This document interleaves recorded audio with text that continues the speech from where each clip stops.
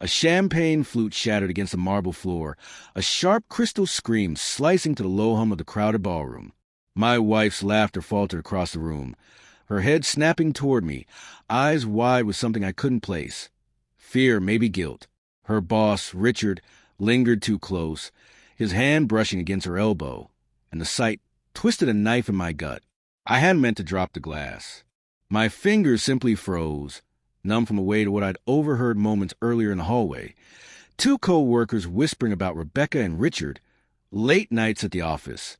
Now, as the shards glinted beneath the chandelier, I felt every eye in the room fix on me, a man unraveling in slow motion. I forced a smile, muttering an apology to the waiter, who scurried to clean up the mess. My heart pounded, each beat asking the same question, is it true? Rebecca's heels clicked toward me, her navy dress catching the light like a storm cloud. She was radiant, always had been, but tonight her beauty felt like a blade. "Tom, you okay?" she asked, soft but with a sharp edge I hadn't heard before.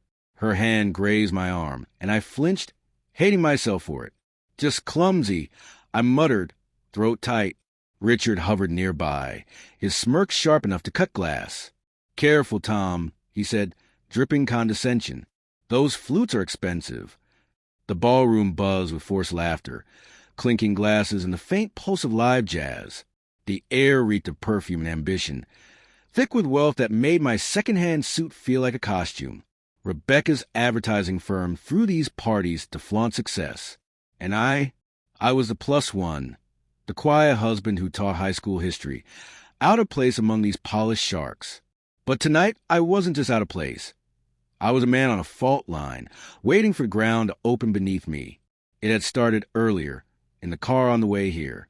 Rebecca was distant, fingers drumming the wheel, eyes fixed on the road. "You don't have to come, you know," she'd said casually, but the weight in her tone lingered. I'd laughed it off. "Wouldn't miss it," I'd said, squeezing her hand. She hadn't squeezed back. That should have been the first clue. But love is blind, isn't it? You don't notice the cracks until they become canyons. Now, in this glittering cage of a ballroom, I couldn't unhear those whispers from the hallway. Rebecca spending long hours with Richard after work. The smug tone of her co-worker is low chuckle. Bet her husband has no idea. My stomach turned as I watched her laugh at something Richard said, her head tilting the same way she had when we stayed up late talking about everything and nothing. I want to believe it was innocent, that the late nights, the unanswered texts, the distance, all just stress, just work. But doubt had burrowed in like a splinter, and every glance she shared with him drove it deeper. I weaved through the crowd, needing air, needing space. The balcony doors promised a moment to breathe. Outside, the city skyline glittered like a lie. Cold, sharp, and unforgiving. I gripped the railing, the metal biting into my palms, trying to piece it all together. Rebecca had been different for months. Distracted, short-tempered, smiles that didn't reach her eyes. I told myself it was job pressure, deadlines. But what if it was more? What if she was slipping away, and I was too weak to hold on? "Tom." Her voice pulled me back. She stood in the doorway, the ballroom light framing her silhouette. The wind tugged at her dress, and for a moment she was a woman I married. Fierce, brilliant. "You're scaring me," she said, stepping closer. "What's going on?" Her concern felt real, but a flicker of something unspoken lingered in her eyes. I wanted to scream, demand answers, but the words stuck in my throat. "Just needed a break," I said. "It's loud in there." She nodded, gaze drifting back to the ballroom, where Richard's voice boomed effortlessly over the crowd. "He's such a prick," I muttered, testing the waters. Rebecca stiffened, lips parting as if to defend him, then closing. "He's just doing his job," she said carefully. "You don't know him like I do." Her words hit like a slap. I turned to her, searching her eyes for the truth. They met mine, but behind them was a wall I couldn't climb. Back inside, the party continued, oblivious to the storm inside me. I watched Richard navigate the room, his hand brushing Rebecca's back with familiarity that felt deliberate.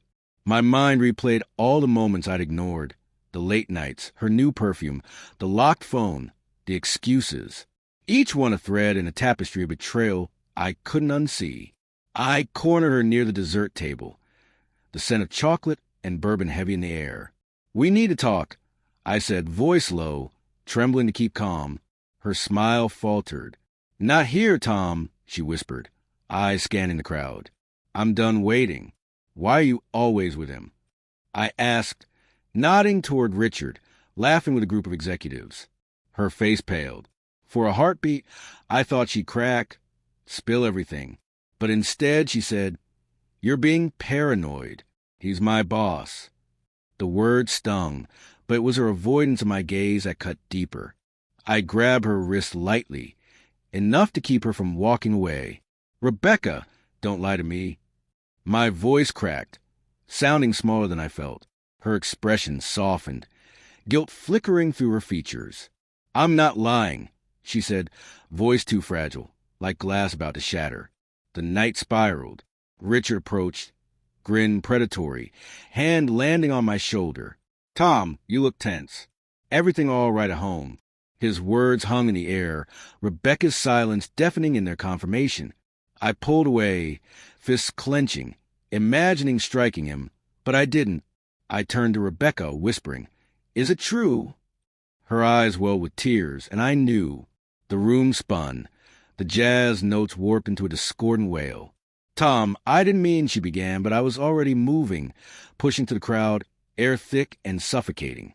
I stumbled into the hallway, past the same co-workers whispering again, eyes flicking to me with pity and curiosity. I wanted to scream, tear the world apart, but I could only keep moving, every step heavier than the last. Outside, the city blurred. Lights and noise wrapped around me as I leaned on a street lamp, breath ragged, mind a battlefield of love and rage.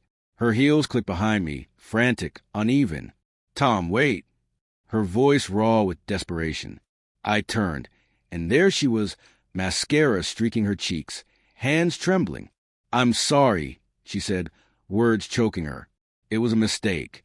I was lonely, and you were always so distant." The accusation cut, but the truth in her eyes broke me. She wasn't just confessing to an affair.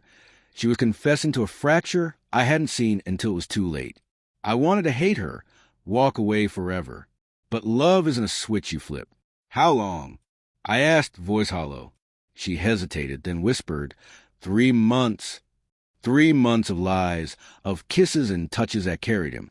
My knees buckled slightly against the street lamp, my only anchor. Then she stepped closer, hand reaching for mine. "I ended it, Tom. I swear I love you." Her voice cracked. I saw the woman I married, flawed, human, begging for forgiveness. I wanted to believe her. But trust was like a shattered flute, impossible to piece together. The city hummed around us, indifferent, as I stood on the edge of a choice. Walk away, or stay and fight for something that might never be whole again.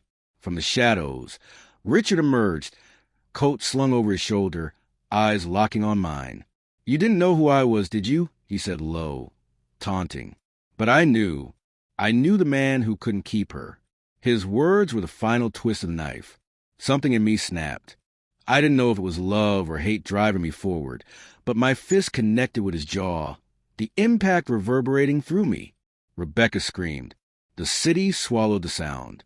I stood over him, heart in ruins, wondering if I'd lost her for good, or if I ever truly had her at all.